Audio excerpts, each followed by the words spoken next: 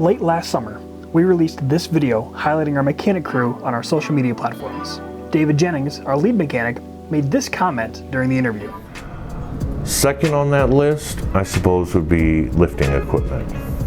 We have one 4-post lift out here that works for a lot of tasks, but ideally a 2-post hoist that lifts the vehicle up so the tires are still exposed and can be removed and brake jobs can be done and things like that would really also benefit the agency. This comment inspired Deann Arneson and her son Harry to step up in a meaningful and powerful way.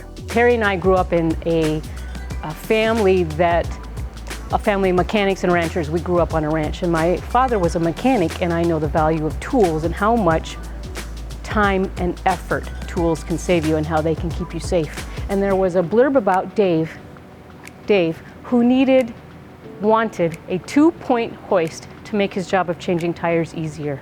And I read there was a need, and I'm like, Harry and I, we can help fill that need. So I shared with Tammy what I could do, and Tammy got to work and got the rest of it, and look there. Dave has a 2-point hoist to make his life easier, his job safer, and to help all the wonderful people that Black Hills Works helps, including my son, Harry. In March, once the hoist was installed, we invited Deann and Harry to come see what became a reality thanks to their contribution. Pretty hard work holding that button, is that too hard? It's a lot easier than using the old hand jack. And how much faster did you say this was than the hand jack? What? How much faster is this than the hand jack? It takes about 45 minutes to put a vehicle like this up on jack stands. And it just happened, yeah. Whereas I've been over here probably 3 or 4 now.